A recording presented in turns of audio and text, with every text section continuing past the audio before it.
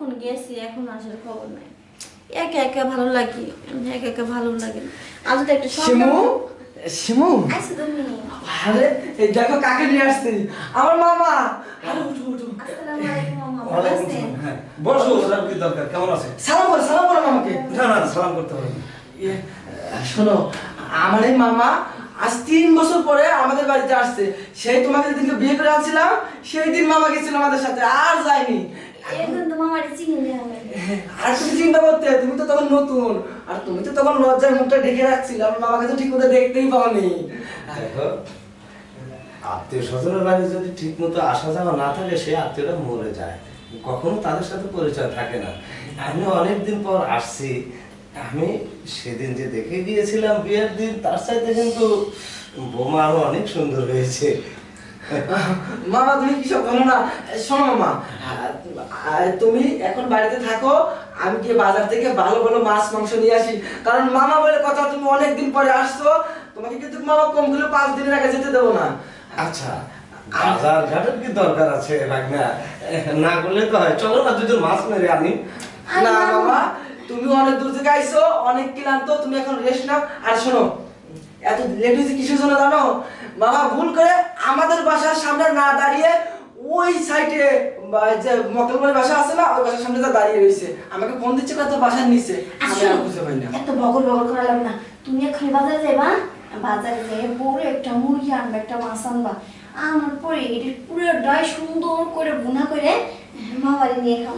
দেখছো মামা, তোমার বৌমা তোমার কত ভালোবাসে। আচ্ছা তোমরা তাহলে গল্প করো, আমি আসি। হ্যাঁ আচ্ছা ঠিক আছে। মামাকে তাহলে ঠিক মতো যা যা চাই তুমি দিও। হ্যাঁ আচ্ছা তুমি গ্রামে গেছো, আর ঘুম না, ঠিক আছে আসি। রাস্তায় খুব ছিলাম, টায়ার্ড ছিলাম, হ্যাঁ একটু বিশ্রাম করি।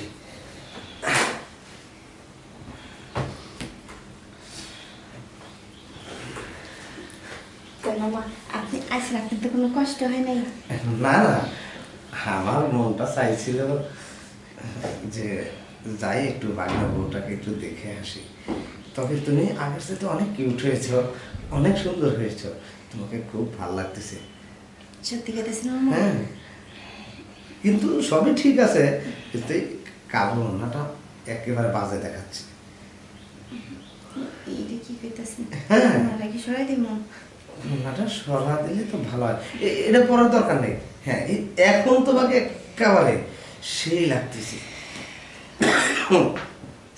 শোনো বাবা, কি ব্যাপার মামা, আপনি কি কাশি হয়েছে, ঠান্ডা লাগছে? না, তোমার এই যখন দেখে আমার ভিতর থেকে আর সহ্য হচ্ছে না, তাই ঠেকাইতে গিয়ে কাশি বের হয়ে গেছে।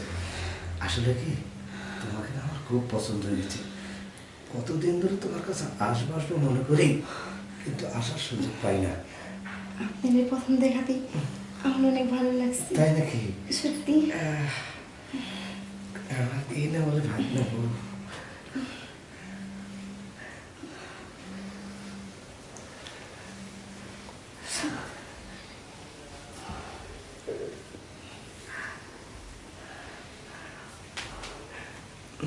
বৌমা,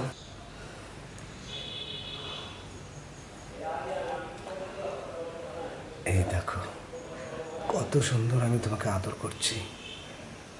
যে আমার ভাই মামা,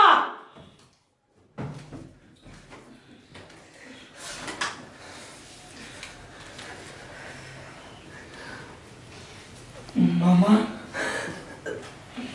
তুমি এটা কি করলে মামা? যে তুমি আসাতে আমি খুশিতে আত্মহারা হয়ে গেছি। আর যে আমার মামা এসেছে আমার বাড়িতে, তার বাগনার বউকে দেখতে আইছে। যে মামা আসাতে যে বাইক নিয়ে এত খুশি হইলো, তুমি সেই বাইকের মোটাই নষ্ট করে দিলে। আরে মামা, আরে বাইকের বউ যা নিজের বেটার বউ তো তাই, নিজের বাইককে তো সবাই নিজের ছেলে মনে করে, আর তুমি সেই বাইকের বউকেই তুমি সে মাসি একবার ভাবছো? আমি এই কথা মানুষের কাছে কি করে বলবো যে আমার মামাই কিনা আমার বউয়ের দিকে কোন নজর দিচ্ছে, আমার বউকে ভোগ করার চিন্তা করছে, বিলাস করার চিন্তা করছে। তুমি তুমি তুমি এক্ষুনি আমার বাড়ি থেকে বেরিয়ে যাও, যা বলছি। আমার ভুল হয়ে গেছে, তুমি আমার মাফ করে দাও। আমি আসলে বুঝতে পারিনি যে মামা আমার সাথে এমনটা করবো। মাফ? কাকে মাফ করব? এই তোকে মাফ করব? প্রশ্ন ওঠে না। যে কিনা নিজের নিজের মামা শ্বশুরের সাথে কাজ করতে পারে তাকে মাফ করা যায় না। তোকে আমি তোর গায়ে হাত তুলবো না। তা ওঠ বলছি, ওঠ, বেরিয়ে যা, যা বলছি।